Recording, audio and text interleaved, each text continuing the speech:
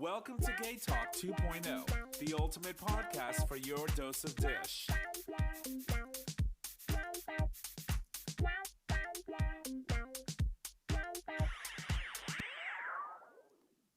Good evening, ladies and gentlemen. Welcome back to another episode of Gaytalk 2.0, an LGBT podcast streaming live on Digital Stream Radio, where you can access that live stream every Monday at 6 p.m. Eastern Standard Time, and you can do so by visiting digitalstreamradio.com. A lot of technical difficulties today.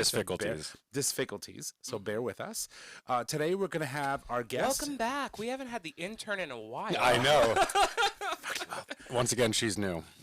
Oh, I cannot with them, but I love them dearly. So anyway, today's guest is Ed Decker. He's the founder and the artistic director of the new Conservatory Theater Company, a company he founded over 40 years ago, which has grown to become the premier LGBTQ plus arts center in San Francisco. He's going to join us to talk about In Good Company, a podcast for when life goes off script. My name is Tom, and I'm your host. And as always, I'm here with my amazing co-host, starting with the first one. Hi, y'all. Nick or Trish. And good to be with you guys. It's Chris. And welcome you all to The Dish. So we're here. We're queer. Get used to it.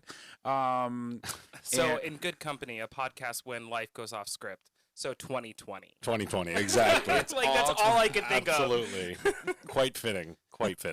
2020 it is. So anyway, we've got a great show for you. Like I said, we've got an interview with Ed.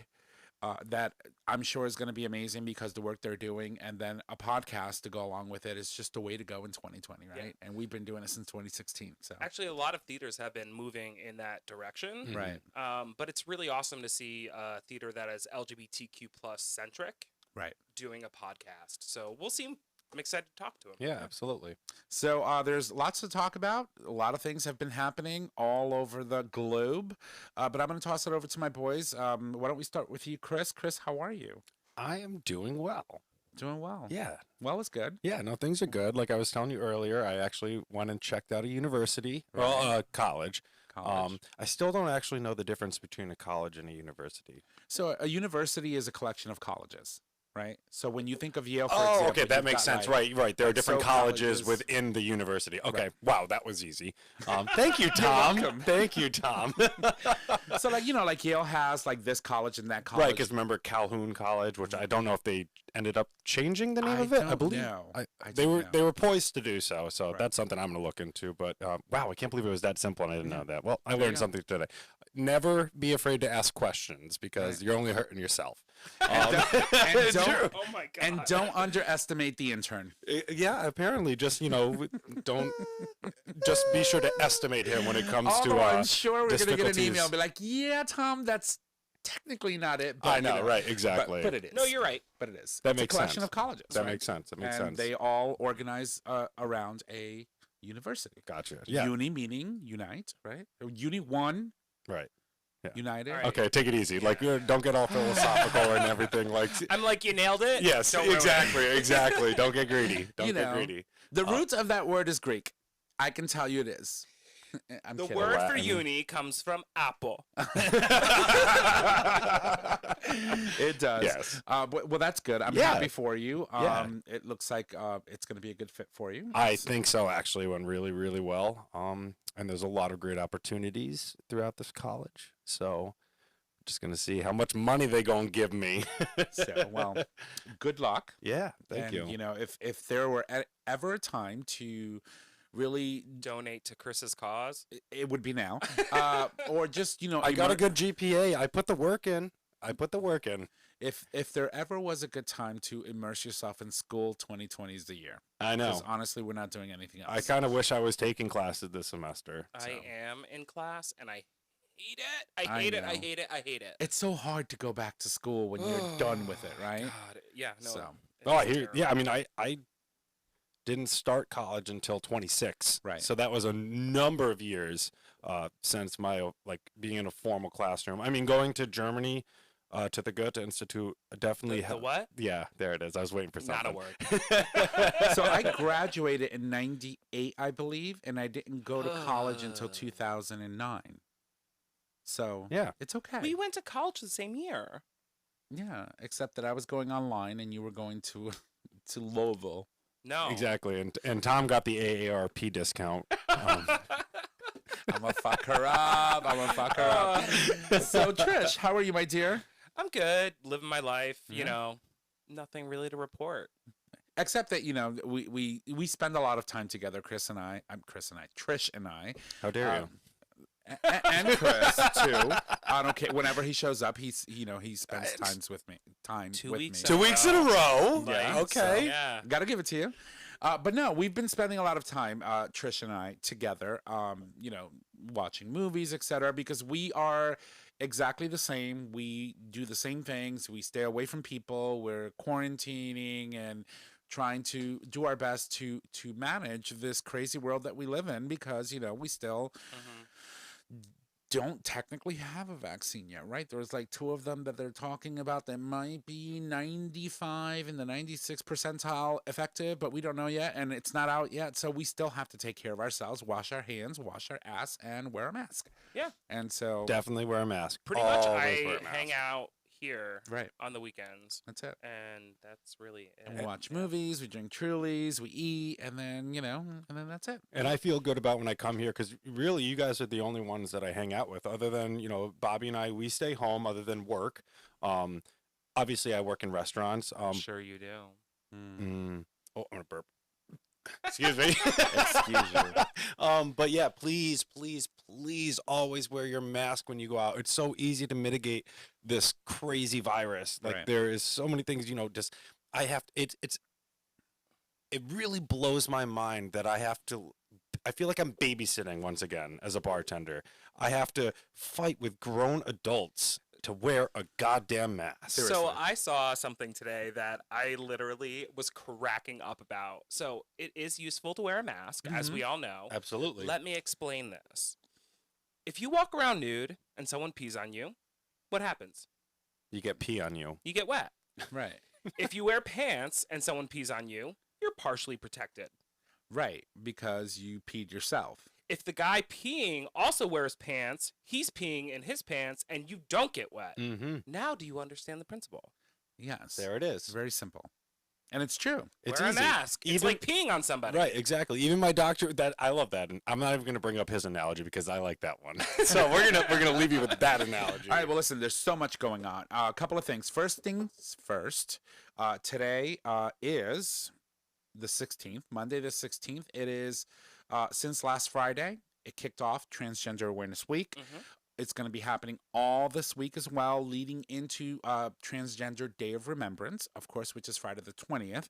So I encourage all of you, if you can, please indulge us. Go to your local Pride centers or your local LGBTQ centers and participate and take part in a lot of the activities that they have going on.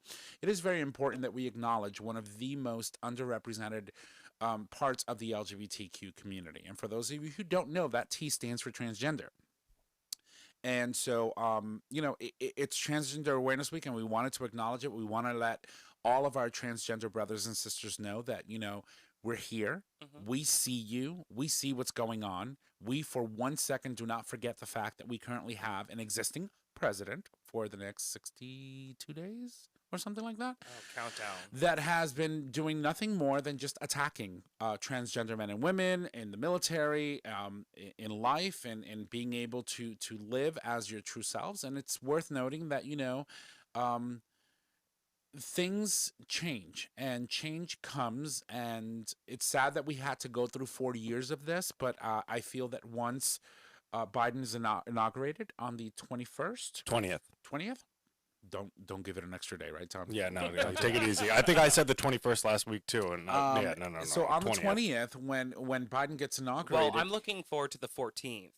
Then the 20th. Right. And so, on the 20th, things will change. And we're going to start seeing meaningful change for the community, because Biden goes into office. He is the first president to go into office supporting LGBTQ rights from the get-go. If we all remember, that it was Biden's push for LGBTQ rights that not only helped Obama change his stances, but also start advocating for marriage equality and the rights of LGBTQ members all over this great country. Right, because he received some flack prior to the Obergefell versus Hodges decision, because he came out and openly supported same-sex marriage when, I believe at the time, President Obama had not vocally supported same-sex marriage on a nationwide level. Right. And so, you know, it's worth noting that I think that we're going to be seeing a very swift shift in policy when it comes to LGBTQ rights as soon as January 20th. So, absolutely. And when you look at his cabinet that we're expecting, I mean, one, Pete Buttigieg was, I know, it was known for a while now that he should be heading the transition. And then when you look at people that are going to be close with him, Cory Booker, Kamala Harris, obviously Kamala Harris, Hillary Clinton, and many other names that have been active advocates fighting for the rights of LGBTQ plus people are going to be serving in this administration. So it's really a moment of hope, especially for the marginalized parts of our own community, such as transgender and bisexuals as well. Right. So what shirt? Can you tell us what you're wearing? Absolutely. We are living through a battle for the soul of this nation. 100%. We are living through it because I have one from the official Biden site that said the battle for the soul of a nation, but we are living through the battle. Right. This battle's not over. Yeah. November 3rd didn't end it. The Saturday following Election Day didn't end it when he was projected the winner, even though all the states are now called. This is a struggle that we're going forward with. I mean, when you look at, I don't want to give them any clout. Well, honestly, it's a national security threat right now. Well, now absolutely it is, not to mention that we're still dealing with this pandemic, a global pandemic that's really crippling the United States, and it's very dire in Connecticut right now. Right. Mm-hmm. But we are really, we're fighting forward because you have to look on Saturday. Like I said, I don't want to give these people any clout, but on Saturday there was, Trump parades taken to the Capitol, the nation's capital, and there are still 70+ million people that voted for this man. Not to say that those 70 million people are his base. A lot of people still just voted on the Republican Party lines. But it's important to also point out that, some 5.5 million, give or take, people voted for Joe Biden. But we have to be able to find some sense of common ground, some sense of unity. And I think no person is more qualified to really work on unifying our nation than President-elect Joe Biden and Vice President-elect Kamala Harris. And I'll tell you one thing. It's worth noting that, we do have to find common ground on things like the economy, on things like, a budget and things like that. But when it comes to my rights, the moment we start crossing over where you believe that my right to exist is not valid, that common ground ends right then and there. Absolutely. I want nothing to do with you. And, if that's the majority of his base, then you know what? Fuck you all. Yeah, so no, I finally started talking to my parents again this past weekend. And my grandfather was actually really funny. I love your grandfather. He was in the car with my dad. My grandpa just got his nails and feet done. He's like, well, I just can't do it anymore. I have to have somebody else do it. And I was like, okay, great, Grandpa. You got Manny and Patty, hey. And then, they started going on about the election. And my grandpa was just like going at my dad in the car. And at one point I said to both of them, I was like, yeah, no, I was pretty mad at at Dad. And my father was like, told you he was mad at me. And my grandfather was like, thank you, Nick. Stick to your laurels. You should have been mad at him. Like, come on, Grandpa. Mm-hmm. Amazing. Yeah, he's my spirit. Like, I feel like I'm gonna be him when I get older. Oh my God, he's amazing. I love that man. So yeah, all of that is going on. We also have to keep in mind the fact that we're, like you said, we're still going through a pandemic. We haven't really gotten out of this whole craziness that we were in, and now cases are starting to rise again. Mm-hmm. It's starting to rise. We're breaking records every day. Yeah. Seriously, and we can't handle it. And I do have to say though, in one aspect of it, I have a couple friends that work at Yale New Haven Health, and they are opening more wings. There are more people than we expected at this point. But what my friends said to me is they know what they're doing now. Oh, absolutely. Right. So there's more data. There's more data. They feel more confident. But that being said, people are still dying, and we do have to take it seriously. When you say, Yale, New Haven might be opening more wings, but look at El Paso and different all these rural, and they're opening field hospitals. They're opening mobile morgues because they can't fit all the dead bodies from COVID. 100%. With the fact that we're back to mobile morgues, what the fuck? Mm-hmm. It's crazy. And so one of the things that I wanted to point out is that we still have an existing president who we know, regardless of what he thinks is going to happen, is going out the door, who has yet to concede or yet to allow the administration, the new administration, to start transitioning and getting into play or into place the people that he's going to need to really focus and battle this pandemic. Right. And all he's doing is, instead of focusing on saving the American people, he's focusing. Hiding out. He's hiding. But he's just filing lawsuits left and right. And they're being knocked down quicker than he can file them. Meanwhile, after all his rallies. Oh, I was going to say. No. Meanwhile, after all of the rallies, over 130 Secret Service men and women are either quarantined or have COVID. Absolutely. It's freaking scary and crazy. And so, And that's on him. And he's still going on Twitter. Last night, early this morning, I won this election. Right. By a landslide. No, you didn't. I saw someone driving in. I don't remember if I saw this before. No, I saw this after the last episode, so I don't think I told you guys. But there was someone who had his car painted, and it said Trump won by a landslide. It's like, okay, whatever you think, buddy. Like you said, God. January 20th, that lease goes up. So you know me, right? Because Biden is still making history with the popular vote, electoral and college. I was watching it going up. Exactly. I mean, he's got his 306. That number's secured. That number's going to stay at that. So I told you that,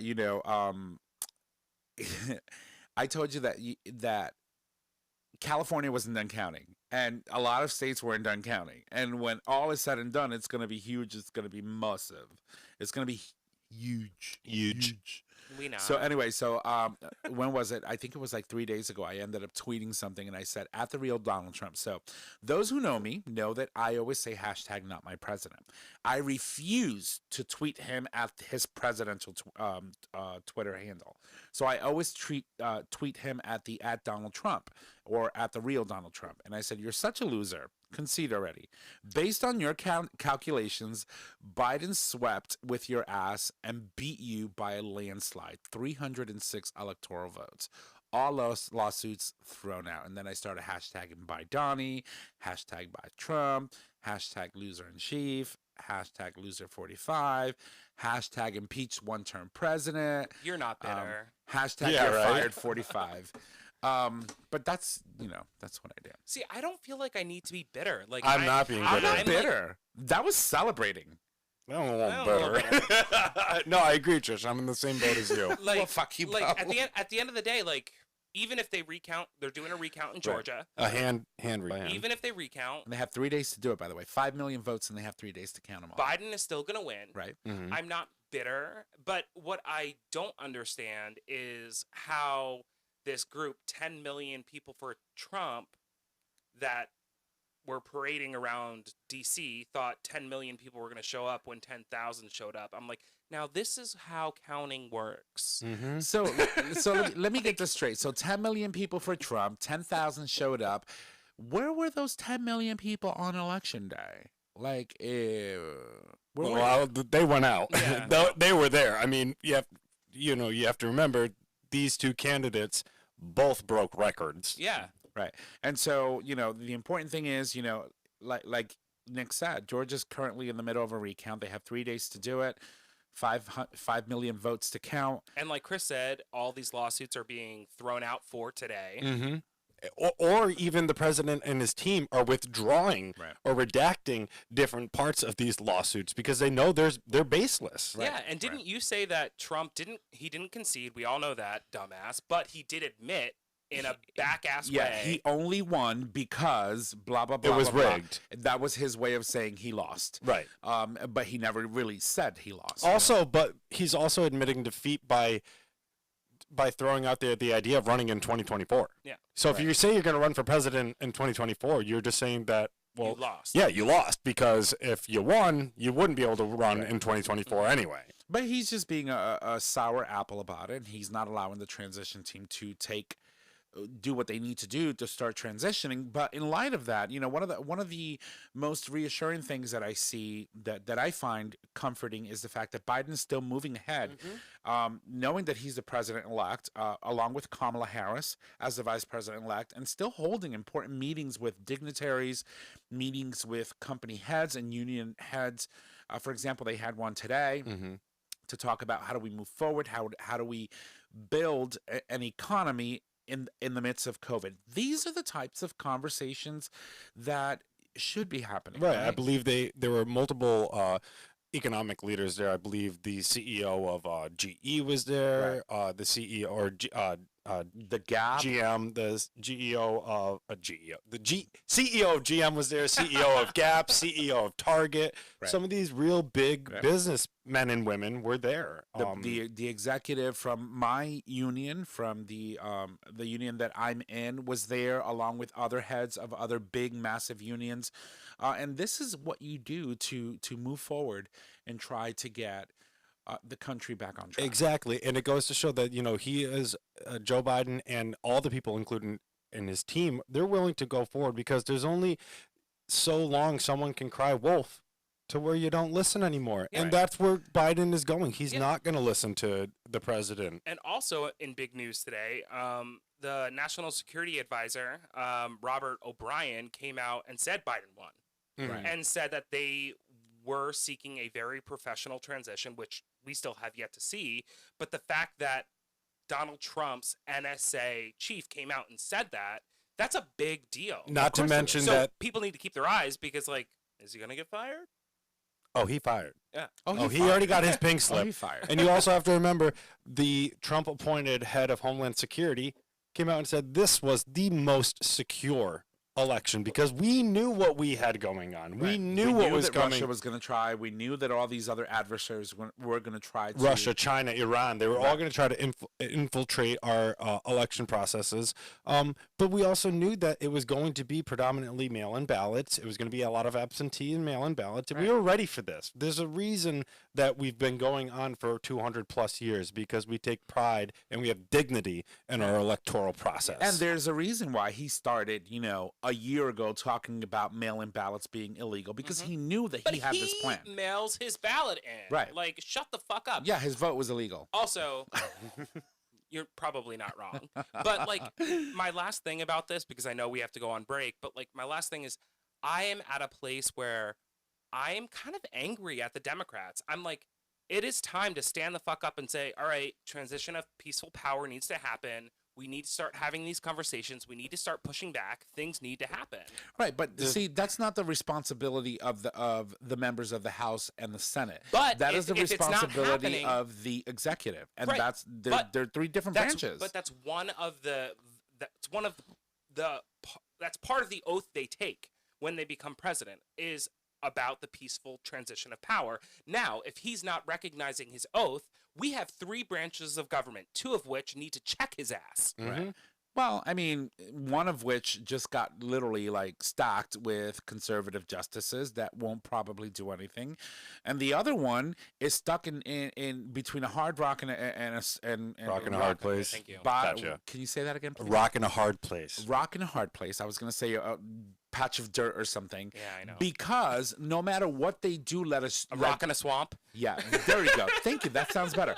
So no matter what they do legislatively, it's going to be blocked by Mitch McConnell's Senate, right? And so they can't do anything. No, but as my personal opinion is, at the Senate, whether or not they are Trump supporters or Biden-Harris supporters, the reality is we need to secure our country. We do. But they don't care. They have a responsibility to come together and make sure that happens. Right. After that, they can fight out whatever the fuck they want to fight out. But the current makeup of that Senate, 51 senators. No, I hear you. Right? I hear what you're saying. But they voted. Lost. So just stand up and make it happen. Mm-hmm. Well, they haven't lost. They were reelected. No, I'm saying even if it comes back that Trump somehow miraculously wins this election, which is not going to happen. Not going to happen. This needs to start happening yesterday, right? Last week. And they, as, you know, a branch of our government, need to step in and say, hey, we need to protect our country. So, like, even if you are reelected, which you won't be, you need to step down and say, all right, you need to start getting these briefings. You need to start getting this information, because if you do take office, you need to have this information. You can't be blindsided. Right. And you have to remember what's been going on here. I agree with all of that.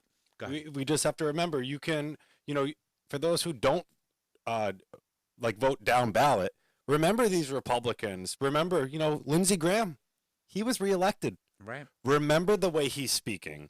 Remember in a few years when Ted Cruz is up for re-election. Remember Trump is no longer part of the right, equation. absolutely. But remember what these people did to undermine our democracy for one man. They took an oath to protect that our Constitution, not to protect Donald Trump. People. Exactly. You know what is going to be interesting to see? And I think we've said this before on the show very quickly before we move to break, because we do have to. It would be interesting to see what kind of candidate the Republican Party brings forward after the Trump era, because anything after that, anything that's not Trump-like, is really going to be boring and demure to that party, and they're really not going to want it. And at this, which is why the European allies and our allies across the globe are worried, because they're like, okay, we have some sense of normality now. Biden's going to go in. We're going to be able to fix our relations.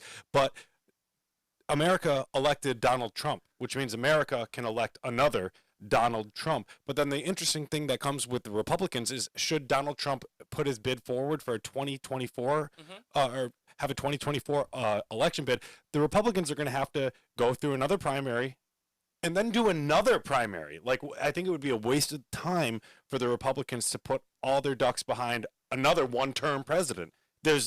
He could only have one term. So it would be such a waste, and I think it would be such a divide. They'd be going through one primary process and then another one. He'll see it as, I won by a landslide and I served my 2 terms. And you know he's going to see it that way. I mean, technically it would be true if he did, right? But not necessarily win by a landslide, but having 2 terms. But anyway, go ahead. I'm sorry. I was just going to say, Biden has like a huge, you know,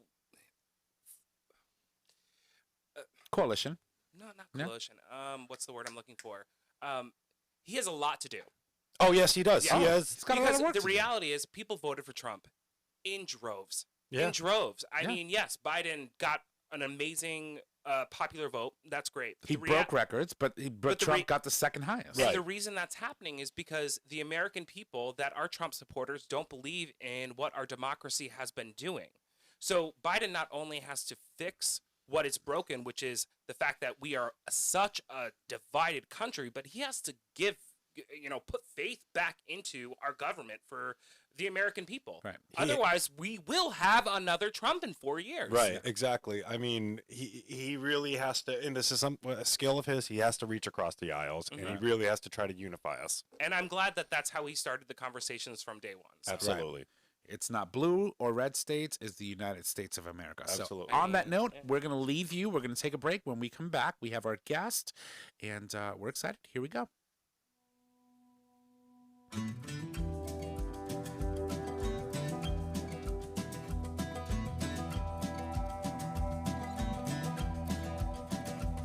She was waiting by the back door, said, babe, we gotta leave town. Get your shit, get your suitcase, your dog, your guitar, cause we gotta go now, cause they're coming. Well, they know our fucking names, yes, they're coming, just to say, well, I know you don't want to leave your life. You've had some blood and tears, little joy, little strife. But they're coming, well, they're coming down the road, yes, they're coming, truth be told. And don't forget the whiskey, and don't forget your history. It was never their land in the first place, but they're coming just the same.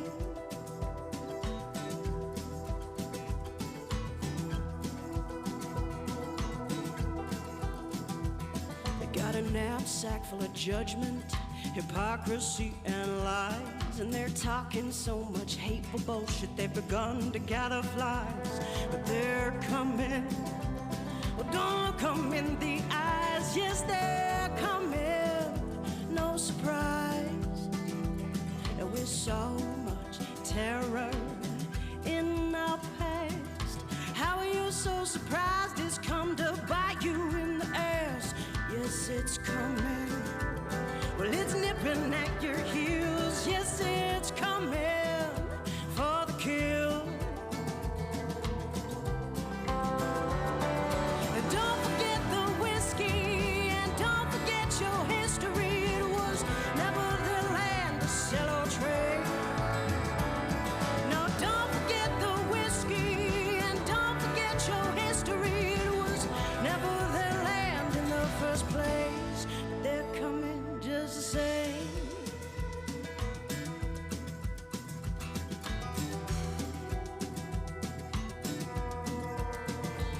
So I'll meet you at the station where we can get on that train. Head out to the wastelands where we can change our names. 'Cause they're coming. Well, they know our fucking names. Yes, they're coming. Just the same.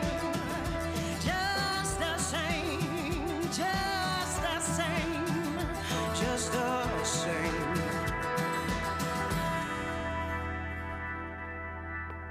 All right, welcome back from the break, ladies and gents. That, of course, was Wastelands. That's also the title of the album itself. It's by the amazing Amanda Barrick, a previous guest of ours. That album released on July 31st, and it's available on all of the music streaming services out there, so make sure that you go check it out.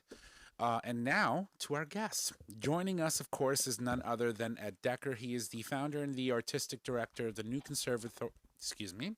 Let's try that again. I'm speaking cursive already. Mm-hmm. The new Conservatory Theater Company, a company that he Center. founded. I'm helping Thank you. you. Thank you. Thank you. welcome. It's a company that he founded over 40 years ago that has grown to be one of the premier LGBTQ art centers in San Francisco. Welcome. He's joining us to talk about his new podcast, or the new podcast for the theater, In Good Company, a podcast for when life goes off script. Of course, that's describing 2020. Welcome, Ed. Thank you for having me. It's a pleasure to be here. So as you can see, we typically go through some tongue-twisting moments on the show. I am Latino, so I think in like 2 languages, and it's hard to sort of kind of... He thinks in like 12 languages. Seriously, I do. But anyway, so how are you? I am well. Thank you very much. I'm happy to be talking to you from the new Conservatory Theater Center in San Francisco, where I'm the only one in my theater facility at the moment, given the 2020 that we're all experiencing. So how's it going for you with the theater and COVID and shutting down? Well, thank you for asking that. You know, I think I'll take a page out of the book from your guest last week. I feel exhausted and overwhelmed. And after 40 years, you know, you going through all of this, you don't really want to mess it up. And I noticed that listened to your broadcast last week, and your guest was talking about the same dynamic. It's just very difficult right now, and looking for ways in which we can continue to make art and stay healthy and be relevant is a challenge on a good day in America, but even more so now. So to be a little real, how many people did you have to let go because of COVID? Well, I have a very strong alliance and allegiance to my folks, and we have a team of 14 here at NCTC core staff, and we've managed to keep 12 of the 14 fully employed since our shutdown in March, thanks to the great spirit and generosity of our community supporting us. That's really amazing. I don't know if you know, but I come from a theater background. I lost my job due to COVID. So it's interesting to see how other theaters around the country are reacting and supporting their staff. I mean, our theater, obviously, we had a staff of over 50. So a little bit different, but it is really amazing to hear that you were able to keep 12 people for a nonprofit theater, and still keep going. Right. I'd be lying if I didn't say it was a challenge. And it's been harder during this recent election period because the second relief package or third relief package, whichever one it is stalled. Mm-hmm. Right. And the loan that we received back in May, June helped us sustain our team, and also helped us do our best to engage artisans to the extent that we can. And in the pivot, which I guess that's the word of the year for all of us, we've managed to create new programming and employ some actors and sound engineers and musicians along this 8-month period now. So, obviously, COVID is something that's been very impactful. It hit the theater community extremely hard. What have you been doing as a director to continue to engage your supporters, whether it's online, or are you doing anything different as a result of the shutdown? Well, we're doing everything different. Yeah, that goes without saying. I can't think of anything that we're not doing differently. Well, you may know that we were among the first 3 venues closed down early March because we are in a city-run building, and our mayor closed the Opera House, the Symphony, and new Conservatory Theater Center as the first step in containment of COVID. And we were in the middle of many things. Our arts education conservatory for young people was in full swing. They come to us after school and on weekends. And our conservatory team, within 10 days, moved all of that programming online. Wow. We also were at the first preview of a world premiere of a young writer who was here in residence from New York, Yilong Liu, whose The Book of Mountains and Seas had 1 preview, and we had to close that night, basically. Wow. And then we kept thinking, like all of us, that this might be a week or 2 weeks, and we kind of kept pushing things down the road in the schedule, and soon it became very clear that obviously that we were not going to be able to get things rolling again, which is where the idea came from. For In Good Company, the podcast that we created. So let's talk about In Good Company. So before we jump into that, I do want to address the fact that you do call your theater the premier LGBTQ theater of the area, and I wanted to know a little bit more about that. How did that come about? We were first founded as a progressive arts education program for young people in 1981, and fast forward to around 1991, we acquired the facility that we're in, which is a 3-theater complex at Van Ness Market in the Civic Center District of San Francisco, 50-seat theater, 70-seat theater, 130-seat theater. And at the time, the oldest queer theater in the country, Theater Rhinoceros in San Francisco, was also the only sort of queer theater venue in San Francisco. And we determined that there was room for another theater. So that's how New Conservatory Theater Center was born. And again, fast forward, long story short, we work with a lot of young writers and new work, world premiere development and commissions here at NCTC. So that is sort of where the premiere designation resulted from. Do you know the play Edith Can Shoot and Hit Things? I do. Oh my God, I love that play. It's like one of my favorite plays. I feel like that's your life. Oh my God, it's so amazing. I worked at Actors Theater of Louisville, where it premiered for the Humana Festival. And during the Humana Festival, you have random days off because you're always, in rep on a show or whatever, every single day I had off that show was playing, I was in the theater watching it, crying my eyes out. That's wonderful. I did have my eyes on that. And if memory serves, another theater in San Francisco, I believe it was Crowded Fire. I could be wrong about that. Or maybe it was Thick Description Theater produced it in San Francisco. So somebody got to it before I did. I think it's a lovely play as well. Well, the good thing is that, you know, after COVID, you can always bring it back.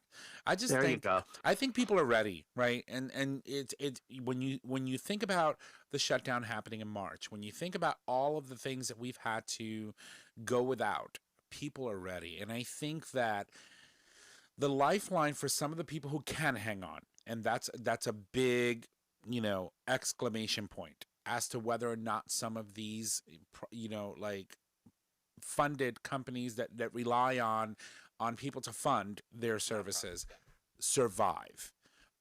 If they do, when hopefully, you know, these vaccines, if they work and people can get immunized and sort of kind of protect themselves, not only but themselves, but you know, the majority of the people around them, when things come back, it's going to be insane. Are you thinking about that day? Are you prepared for the surge of people wanting to get out of the house finally and engage in a way that is just that most of us probably will not and have not seen in our lifetimes?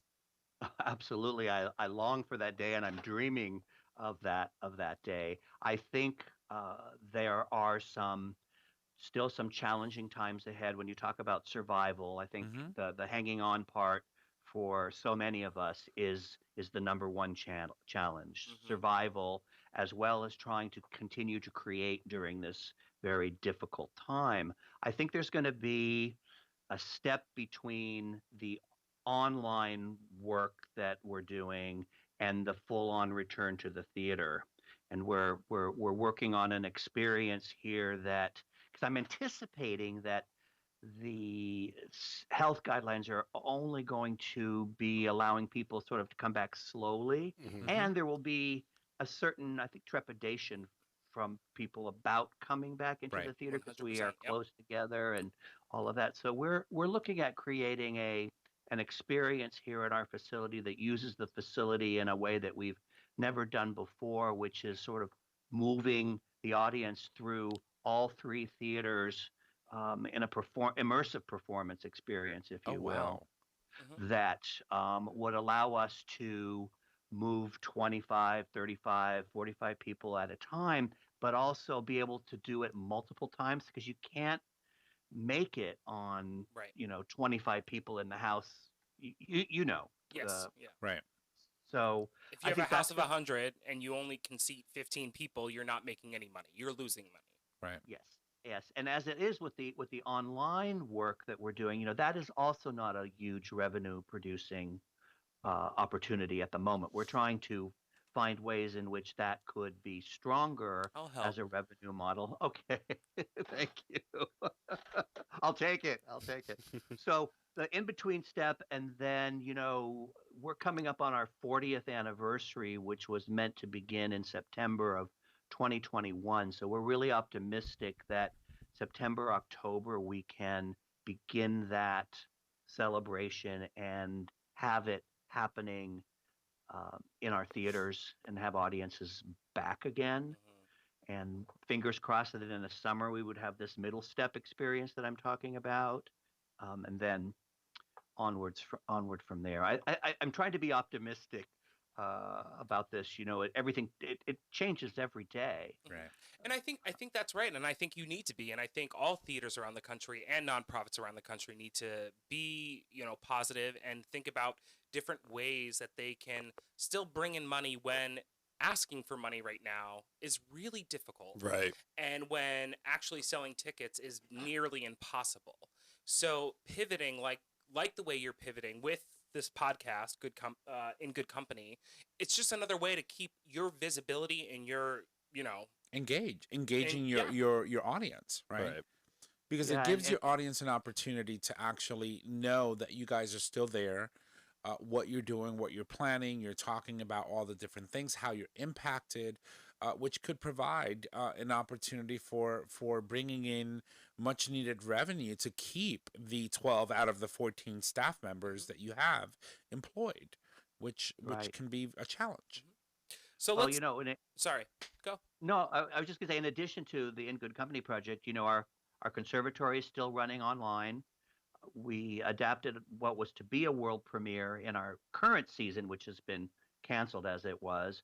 Uh, uh, the Law of Attraction is a new radio play by Patricia Milton. She adapted her play into a radio play, and we're now in the editing process of what is called the Mighty Queer Virtual Variety Show, where we commissioned six young queer artists with the prompt of "Hope is where the art is," to create 5-minute pieces that we will then pull together in a variety show for the winter, December and January. That's amazing. So before we move into In Good Company, very quickly, if there is some way that if our listeners are feeling generous and can help and support, what can they do to help and support your theater? They can just hop onto the new Conservatory Theater website. If you just Google us, we'll pop right up, and there's plenty of real estate inviting opportunities to donate. So thank you for asking that. I Fantastic. appreciate that. No, I always feel that, you know what, we like to provide our listeners an opportunity for them to decide whether or not they can give, and if they can, that's amazing, and it's great, because I think that, you know, at the end of this, we need to see a lot of these arts programs survive, because it is what drives humanity, right? Art is very important for how we live our lives every day. It is our escape, in a way, and without it, you know, the world can be pretty dull. So it's important to allow people to have an option to be able to help in times of need. And if people can't just give, go to the website, the Law of Attraction radio play. It is available starting January 3rd, correct? No, it's actually, we just held it over. We released it at the beginning of October, and we just extended its availability to January 3rd because interest was so keen. So yay on that. But there are tickets from $5 to $40, so that's great. People can really engage. I mean, I'm unemployed, but I can do $5, right? Right. And so it gives you an option, and if you have that option, you decide. Yeah, and that's the important thing. And it's no different from our show, where Tom always says any denomination of $1 or more, like every little dollar counts. That's right. It makes a big difference. That's right. We have to be optimistic in such a pessimistic time. Even though we put everything on his credit card. Oh yeah, absolutely, absolutely. I was like, they won't give me a credit card. So Ed, let's talk about In Good Company. You obviously. You launched this podcast as a result of the times and how we find ourselves in the midst of COVID. Theaters can't really open. Tell us a little bit about what you cover on this podcast. Well, the podcast came about because of the ever-changing times that we were living in, and I know that our theater person in your studio there knows that when artists don't have anything to do, we come a little undone. And so she comes undone a lot. So I had this crazy idea about creating what originally started out as sort of like a soap opera of epic proportions about a little queer theater in San Francisco that gets shut down because of an unexpected health pandemic. I know, far-fetched idea, but we just went with it.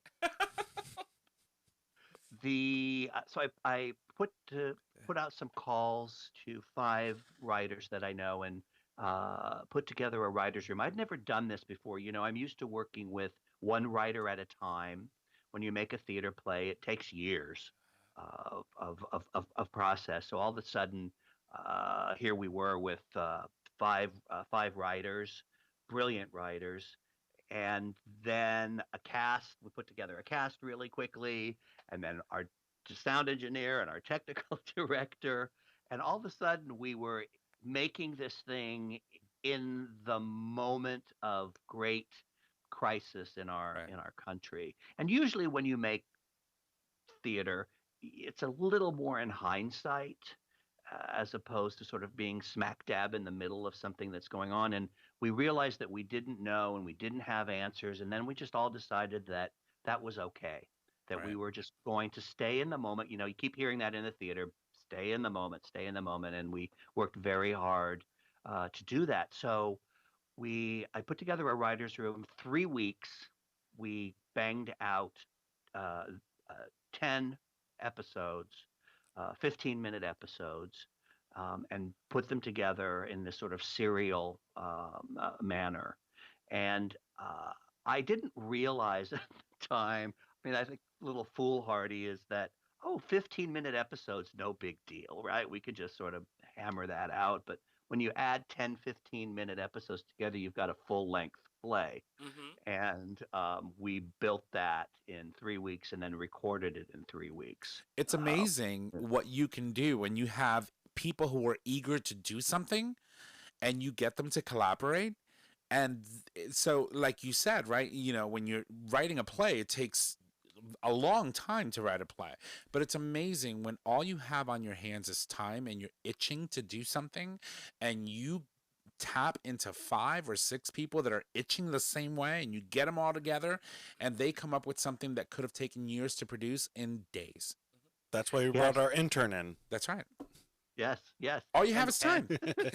And of course, we started in response to the health pandemic, and as we were in the writers' room, the murder of George Floyd happened, Right. Mm-hmm. and that sort of was a shock to the nation and all of us, and we jumped in and took that on as part of the theater company's challenge.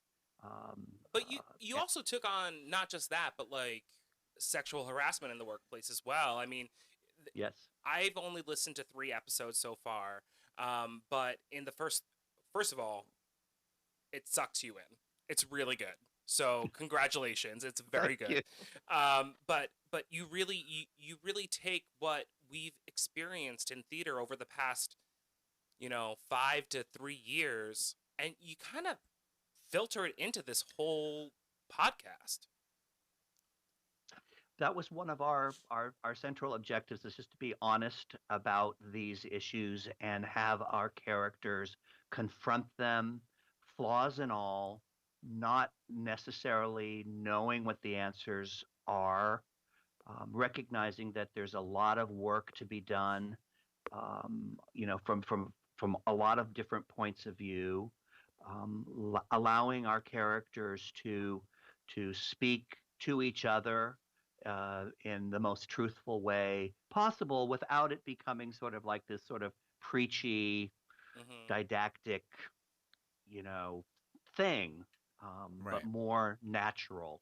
And I'm glad to hear that you are enjoying it, because that is our aim, for it to feel as welcoming as possible. Because it's a tough subject, and we wanted to find humor when we could, and we also wanted to acknowledge the pain and the tears, as well. It's really amazing because I am working with another theater company currently right now as a consultant, but they're also doing a podcast as well. And when I listened to their show, it was very similar in the sense that like the soundscape just pulled you in. I don't know who your sound designer is or who you're working with, but I mean the soundscape of this it's you feel like you're literally in the bar with them or in the rehearsal room with them. Like it's pretty amazing.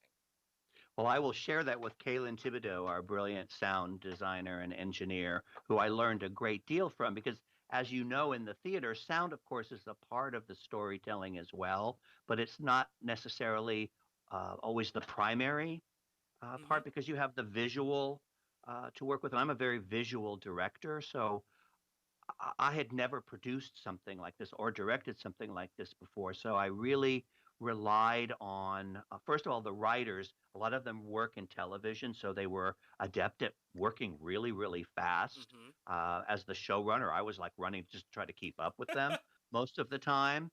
But in terms of the sound design and our technical direction, Carlos Aceves, our technical director, and our production manager, Stephanie Desnoyers, I mean, they they really sort of guided this in a manner that helped all of us learn this new way of making. And I'll have to say that we one of the upsides of all of this madness, if there is one, is that I've always had a bit of trepidation around the fact that we're in San Francisco and we're a queer theater and there's a bit of a bubble here. And while our stories are important, and we want to tell them in San Francisco, I've always wanted them to find a wider, broader audience, especially in places that don't get a chance to hear stories like these and ours.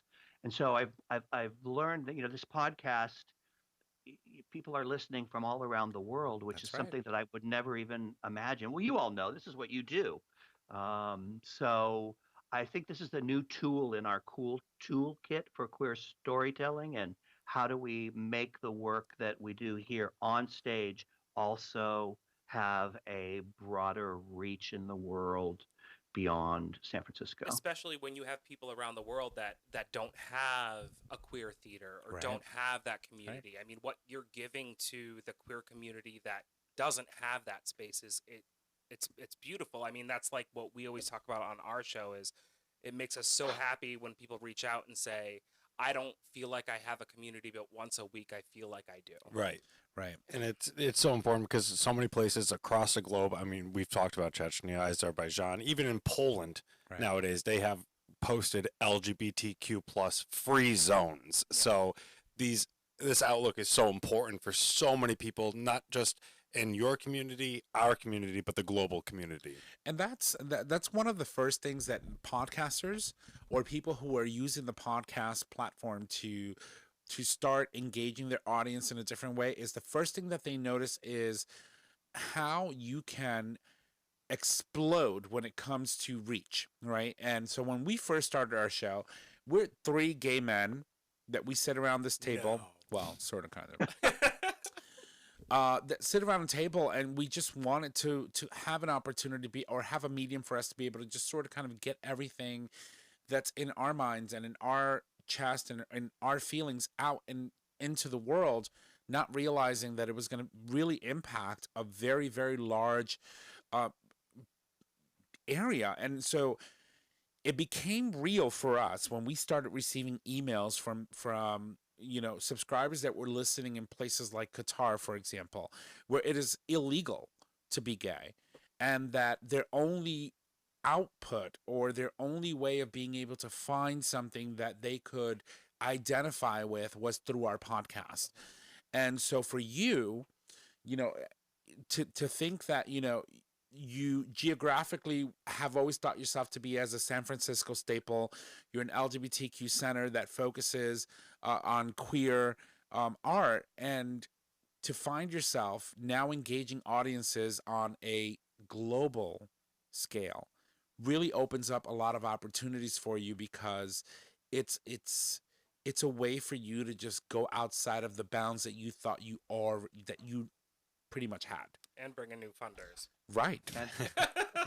Well, it also really nourishes my activist streak, because that really is an underpinning of the work that I've always done here for youth as well as our queer and allied audiences. So this is something that, like I said, nourishes my interest in international human rights and trying to help provide voice for queer artists, audiences around the world, especially in places that have very limited access. And conversely, trying to figure out how to bring their stories to a broader audience as well.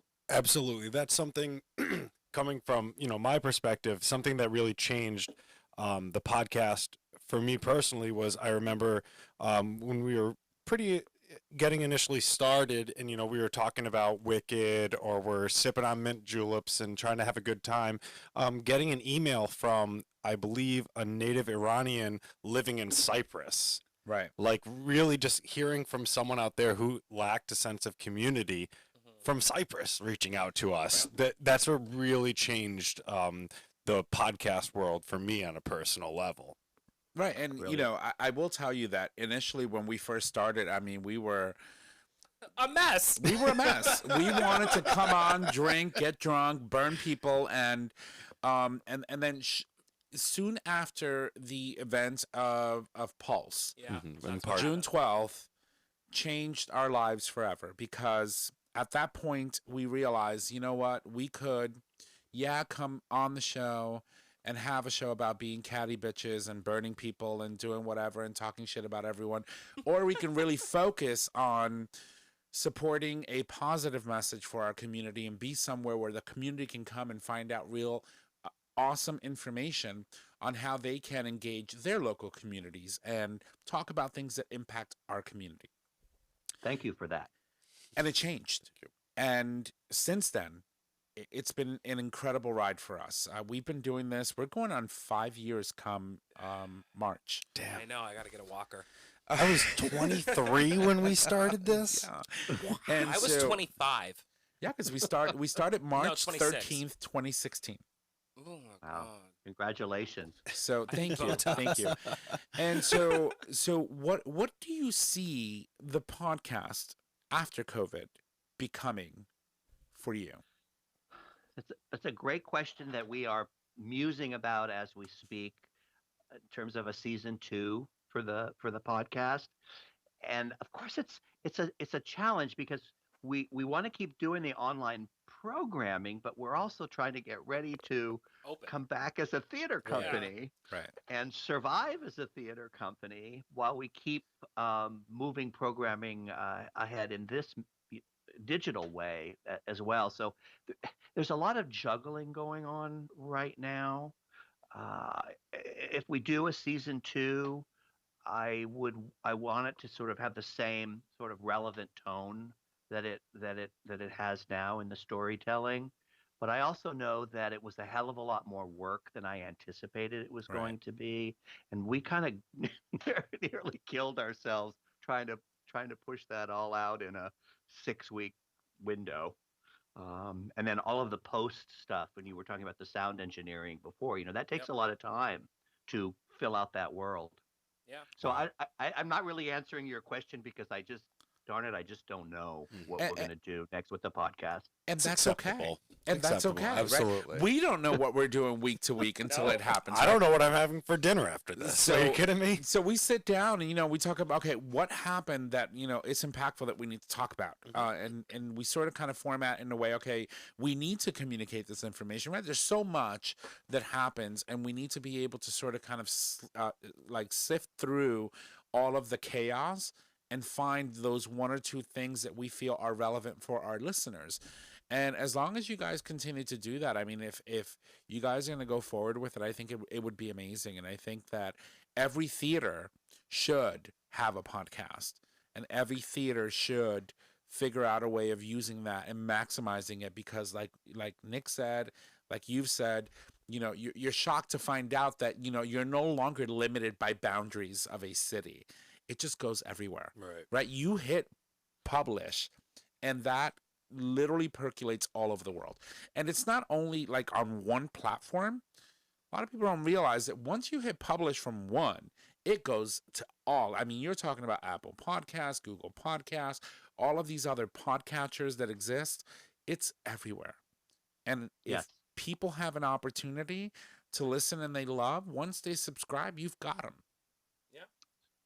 That's true. That's true. I definitely think we will be using the podcast as a tool going forward. I don't know if it will be the In Good Company story, or if we will somehow figure out a way in which we can bring other stories by other writers. I do know that our writing team, Jill Gomez, Eric Reyes-Liu, Laurel Olstein, Tim Binkney, and Elizabeth Gregory Wilder, that team of 5, they're ready to go for a season to 2 if we should do it.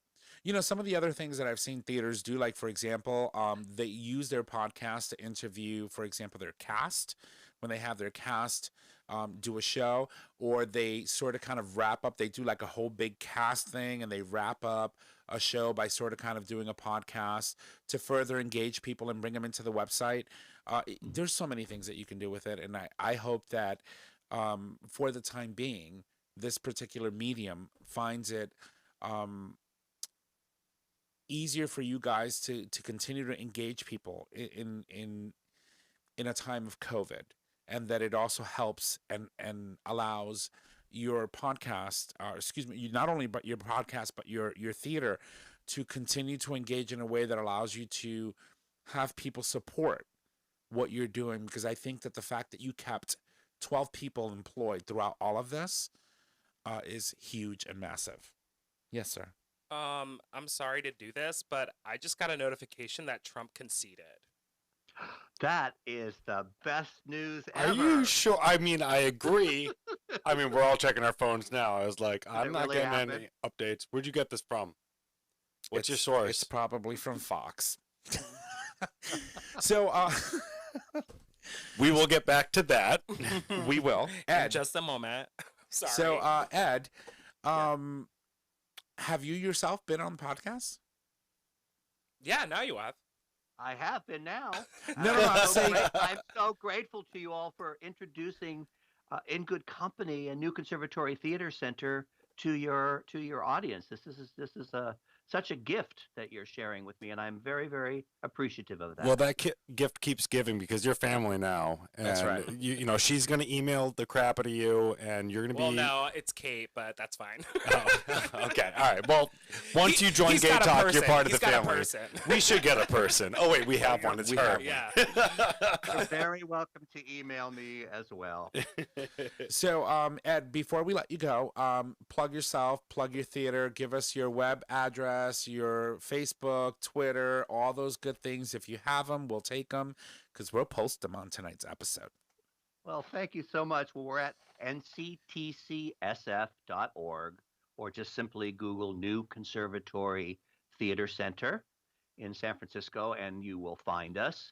The In Good Company podcast, as well as the Law of Attraction radio play, is also available on all of the platforms that you mentioned earlier. Once it's on one, it's out there for others. There's access for everybody, $5 to, $50 in terms of ticketing. So everyone can participate with the new Conservatory Theater Center and our work. That's amazing. Well, I want to take an opportunity to thank you for joining us tonight. It's been our pleasure. And if you've got any news, anything happening, you want to come back on, let us know. Like he said, you're family now. You're stuck with us. Yeah. Well, I just heard Trump conceded. So, we're going to go and be like, okay, what happened here? Trish is going to have to find it. So, but again, my friend, thank you very much. Thank you. My pleasure. Thank you. Have a wonderful night. Bye. All right. Bye. Well, ladies and gents, that, of course, was Ed Decker. Please, we implore you all to go to the website, find the podcast, listen to it, and if you can and you have and you're able, donate and help all of our artistic ways of that we express ourselves come to fruition in the time of COVID. It's just, it's incredible. I love his energy. He's very, very amazing. Yeah, that was great. Yeah, he's awesome. All right, so listen, we've got a couple of things to talk about before we wrap it up and say, let's go home. But while you look for that story... Yeah, I'm seeing nothing. Yeah, I'm seeing nothing. That would have blown I want to know the outlet. Place. What's the outlet? What's your source? It's my local news source. Yeah. So why don't you talk about... it was a tweet. It's not Ryan? real. Can we talk about Ryan? Surely. All right. Well, why don't you tell us about Ryan while he's looking up and finding out whether or not this bitch really conceded? Absolutely. So we had talked about people in our community, LGBTQ plus people breaking ground, right? Following November 3rd, the general election, but then a lot of local elections. Mm-hmm. So we have a new record or groundbreaking coming out of Maine. A 28-year-old who is openly gay is poised to become the youngest, and but also the first openly gay man to serve as Speaker of the House of Representatives of the state of Maine. That's insane. Absolutely. Incredible. And he was a big proponent in pushing Maine to outlaw the use of conversion therapy on minors. So gay Representative Ryan Fecteau is set to become Speaker of the House of Maine's House of Representatives. Democrats nominated Fecteau as Speaker this past Thursday, and because they hold the majority, it is, quote, all but assured of the election to the position when the House votes in December for the position of Speaker of the House. He'll be the first out member of the LGBTQ plus community to be Maine Speaker, and one of about a dozen to have held such leadership positions nationwide. So it's a big. It's groundbreaking. All these gay people, we're coming Right. up. We're Absolutely. We're large and in charge. Well, at least I'm large and in charge. So no. One of the things. Okay. One of the things that I love about Maine that it constantly surprises me. I'm a little bummed that Susan Collins is still in there, but it constantly surprises me as a state because you start to see a lot of these stories come out, and where people are making such significant changes and amazing accomplishments, and to see this young man, Ryan, just 28 years old, become Speaker of a House. And one that's huge, that he's going to be the next Speaker of the House of Representatives of Maine. But this is his fourth term now. Right. So it was saying that he was elected for his fourth term in the House, and he was the lead sponsor of Maine's bill barring licensed professionals from subjecting minors to so-called conversion therapy, the bill that was eventually signed into law in 2019 by Governor Janet Mills. How many states do we currently have signed up against conversion therapy? I thought it was like 28 or 32. I was going to say, I believe it was between 23 and 27. I'm not quite sure the exact number, but that seems like the close... the ballpark for, because we know that we need to get up to 37 to get it banned constitutionally. 20 states. Well, 20? As long as they're willing to bring it up in the House, then they can sort of kind of go and call for the constitutional amendment, which would then, of course, ban it.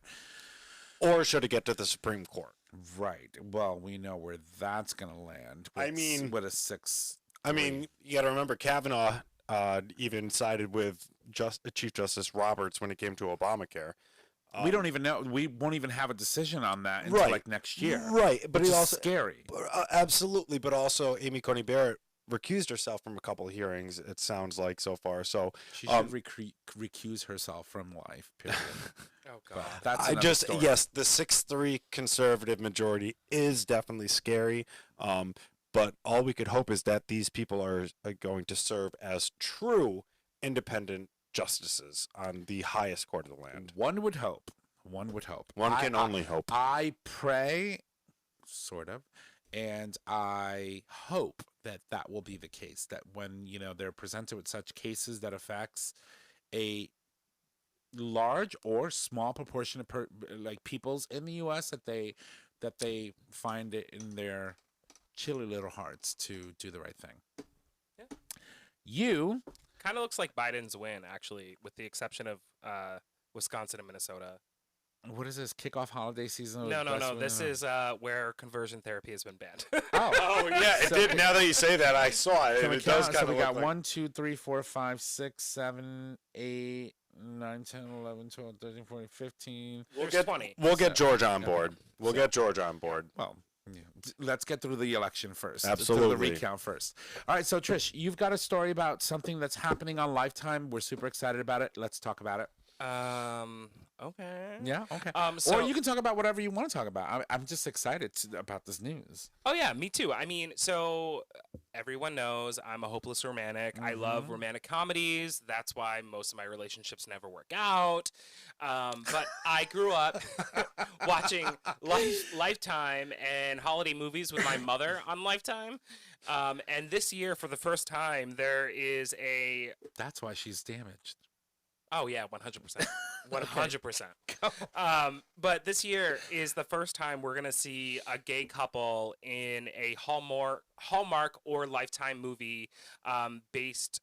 It's a Christmas romance, and it's being produced. It's coming out in December, and I'm so excited about it. Mainly because it's a cowboy.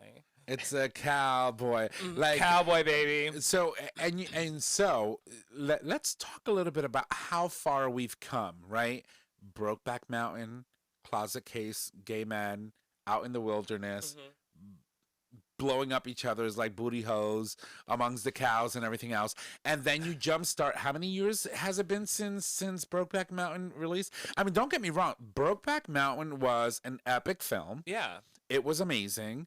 Too but long. let's take a look at how the narrative has changed, right? We go from... Well, before we even talk about that, I want to address, so I think I talked about it on the show before, but what's her name? Oh my God, she's a comedian. She is white. She always shows her tits all the time. Help me. Chelsea Handler. Oh. Chelsea Handler. Oh, yes. Chelsea Handler, love her. Sorry, I wasn't slut shaming by any means. Love you. But she went and saw a movie with one of her friends. It was a gay love story. Right. And she didn't realize walking in that it was a gay love story. And she sat down, she started watching it, and she looked to her gay friend. She was like, "Are you fucking kidding me? Is this about a gay couple?" And he's like, "Yeah. And you have to sit through it because I've sat through romantic fucking comedies and romantic movies with heterosexual couples my entire life." Right. Like, that is a huge thing. And, like, I know that this is a Lifetime Hallmark movie, and it's going to be cheesy, and it's going to be Christmassy, and I'm going to love every minute. But you're I'm all going to about it. cry. Absolutely. She's all I'm about going to it. cry. And she's going to make me watch it. But 100%. but the reality, I just the won't be here reality that is, week. but the reality is, it's like all of us Right. grew up looking at heterosexual couples as the norm, and the reality is, yeah, technically that's what the world thinks, and it's changing, but we are all normal. We are all the norm. We all love the same way. And the fact that we can finally see our stories, whether it's told in Hallmark, whether it's told by Call Me by Your Name, whoever, we're finally seeing our stories told, and we can finally relate to people on the screen, which we had never been able to do before. If I was that 14 or 13-year-old boy watching this movie with my mother, you think I would have been so scared to come out? No, I would have been like, "Oh my God, I think this makes more sense. Right, This makes more sense." Right. I get it. But It does normalize it. And this is, and they're not portraying fucking porn or sex. They're portraying two people falling in love. Exactly. Which is why, that's why I brought up Brokeback Mountain, because it's a cowboy story, but it talks about all the things that, people do in hiding. Like if what we were had to be shameful, or we needed to do it in hiding, or that we needed to sort of kind of, like figure out how we're going to do it in a tent, and that is what I was trying to say is Jumpstart, God knows how many years since Brokeback Mountain came out. And you start to see the change in the narrative. Now it is normal to see two gay men be romantic and fall in love and go out to dinner in the same space where, a heterosexual couple could, and be romantic. Wearing a mask, socially distanced. Well, yes. But just the fact that you're seeing our stories being told in a different light. It's not all about hiding, and you have to hide. And this is the only way that you can ever get together with a man because society thinks it's wrong, so you should hide. No. And the fact that Hallmark is doing this, and the fact that they're bringing it out and putting same-sex relationships in a positive way just makes me feel very good. Yeah. It's beautiful. And also it takes place in an area, in a supposed area of the country that wouldn't necessarily be as accepting as, say, a Connecticut or a New York. And I think that's also really important as well. Right. Because there are a lot of people that live in rural America that don't have that network or that reality. But in this preview that you'll all see when we post our post tonight, the mother in the story is so supportive and accepting, but has her issues, has her learning curve, and I think that that's important to note. And I think for anybody listening in middle America, I think if you feel comfortable enough to have a conversation with your mother or your father, I think go ahead and do that, but also know that they're going to have a learning curve just like you are. Right. And so, but it shows the family dynamic. Like the one thing that really bothered me about, I keep going back to Brokeback Mountain because it just really bothered me that it was an amazing story. It was great, awesome movie. But the only story that you can tell is the fact that two men can get together. And in order to do that, you have to cheat on your wife. or you have to, be this person that you really aren't, and the only way you could sort of kind of get to where you want to be is by hurting other people. Well, and that's not who we are. No, and I think I think you're right in a way, but I also think that it portrays something else as well. It portrays the reality of why the AIDS epidemic was so terrible. Right. It portrays why we as a community had to hide because we weren't accepted. You see so much hurt in those two men, and they go through so much. Right. And they love those women in their own way. Right. And they destroy those women. And don't get me wrong. And it continues to happen even in today's date. And you see that. It's not their fault that like the reality is it's not their fault that they hurt those women, but the reality is they did. I mean, and how do you move forward? It's, just society changing and acknowledging that society is changing is really how everything is moving forward. Right. But the reality is that's how it used to be. Right. It used to be. And still is for some people. But, again, it's just the fact that they're telling this story in such a positive, beautiful love story. It's awesome and amazing. Yeah. And we're super excited about it. And I can't wait. So when does it come out? God. And you're going to make me watch it, right? Of course I am. So we're going to sit here on a Saturday or something, and we're going to end up watching Lifetime. So one last thing before we let you go, because I know that our next week it's going to be Thanksgiving, and it's not going to be the same. It's going to be very different for a lot of us. For most people, yeah, I saw you dripped all over your shirt. Yeah. We're living through a battle. It seems like you're having a battle with your white. You're a fucking battle. I know. So, Thanksgiving is happening, and it's not going to be the same. It's going to be different. You're not going to be able to have. I mean, I know that a lot of people are going to do it anyway, but you shouldn't. And December 13th. Fabulous. So it'll be for Christmas. Sorry. So, it's going to be different. And all we can say is just know that, this is not going to last forever. Next year, there is a Thanksgiving as well.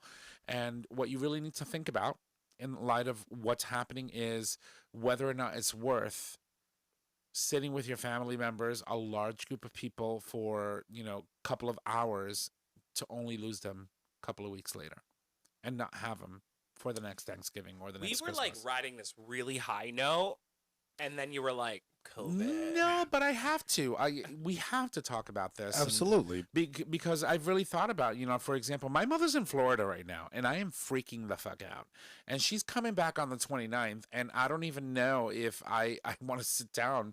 I have to go pick her up at the airport, which then exposes me to the potential of not knowing whether or not she's COVID positive until she has a couple of days to sort of kind of... Well, Chris can give her advice on how to sit in the back.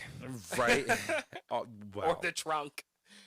So is that the Toby thing? No, when we went to see Melissa Etheridge and I had to drag you out of the back of my truck. Oh, I thought you meant when Toby came, was like, well, I sat in the trunk.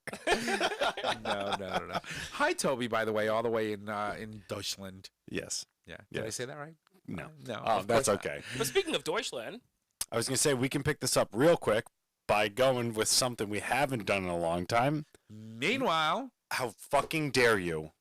That was rude. That was the rudest thing I've ever seen. Chris. Heard? Go for it. Meanwhile, in Canada! Yes. Don't you ever do that again. So this is some great news. Australian and Canadian Paralympian champion Ness Murby has revealed... Those are not words. They are trans. You're not real.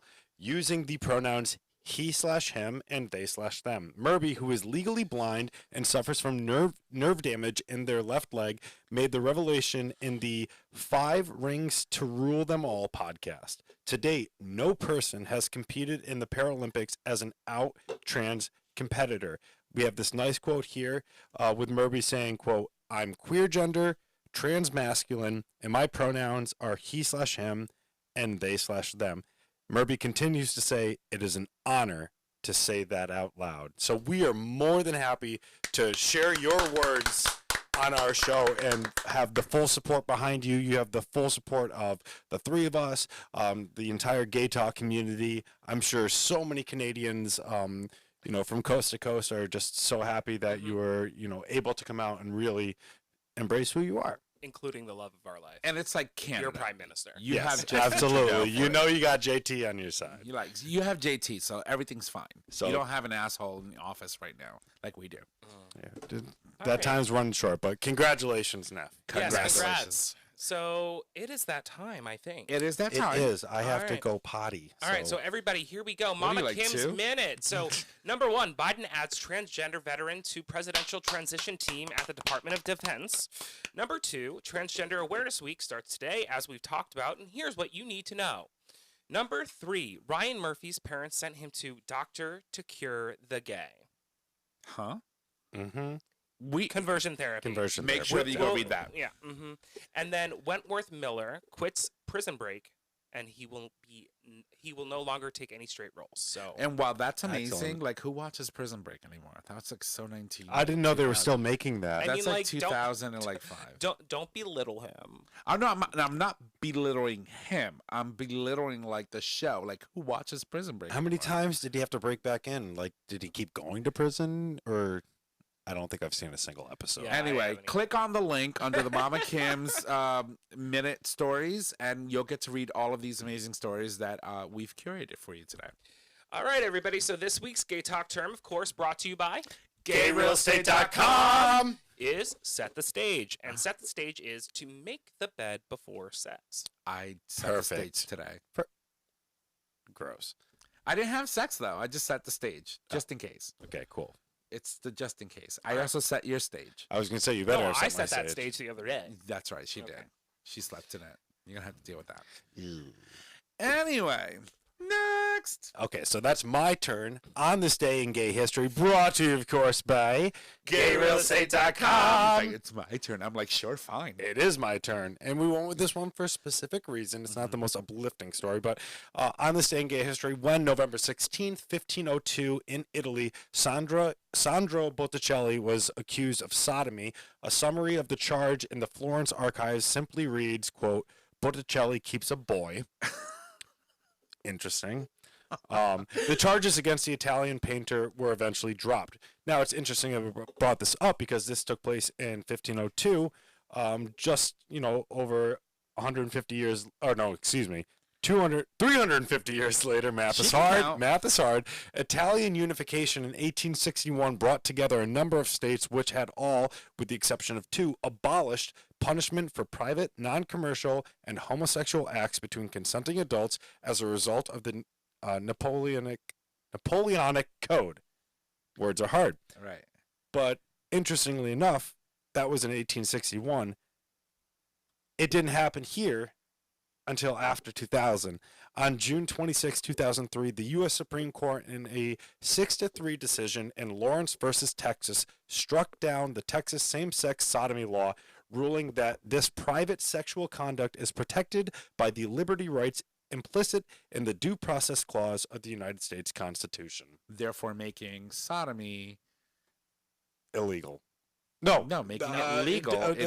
Excuse me. Yes, it was. Yes, I think it's more about changing the concept of what sodomy means. Right, and it really decriminalized sodomy. It abolished the punishments. Right. Is really what it was. Even though I don't believe anyone was really thankful for it because I can't tell you how many miles this ass has gotten as a result of that decision. Thank you. You know what I'm thankful for? I'm thankful for Chris finding not only the on this day in gay history, but then doing some background research to make it a little bit more uplifting and make sense. Absolutely. So thank you. Well, future historian. You better work, Mr. Christopher. All right. We'll get those letters after my name. It's actually your turn. Oh, it is. All right. Well, ladies and gents, we have come to the end of the road.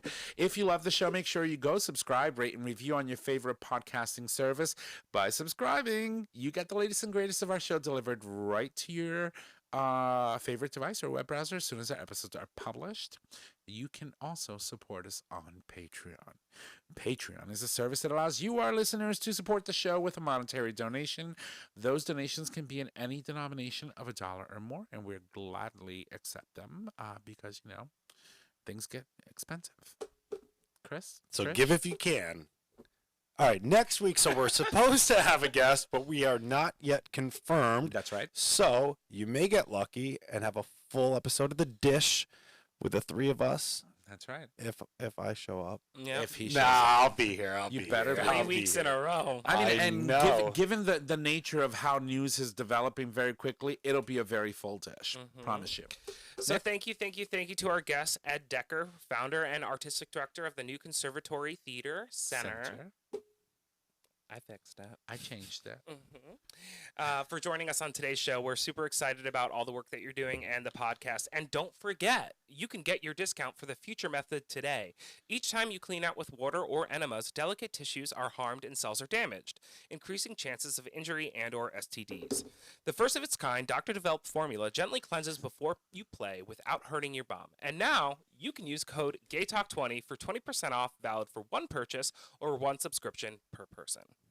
Chris? Now that I saw the doctor today, and I know I'm clean with everything, but we're going to be extra precautious. Put on that mask and put on that rubber. Yeah. All righty. As always, our show is available on our website, gaytalk20.com, under audio podcast. We have a change there. Okay. It is the second time this week. Give him a minute. Okay. Going through it a little bit Go now. for it. Okay. All right. If I may. It is also, I'm going to put a new rubber on now. It is also available as a free download on Apple Podcasts, Google Podcasts, and Stitcher Radio.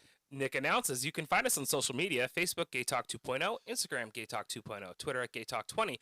You can also email us at gaytalk2.0 at gaytalk20.com.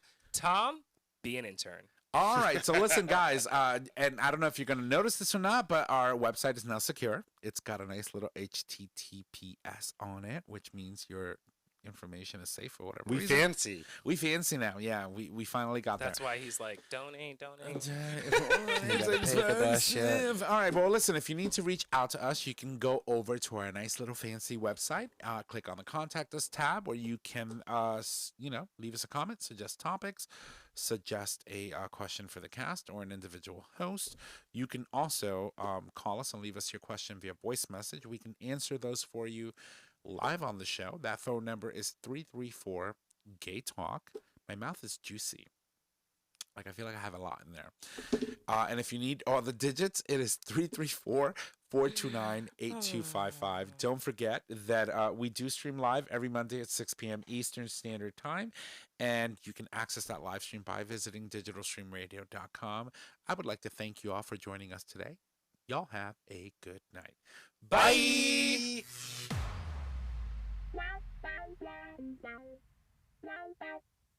Thank you for listening to this episode of Gaytalk 2.0. Tune in next time for more dish.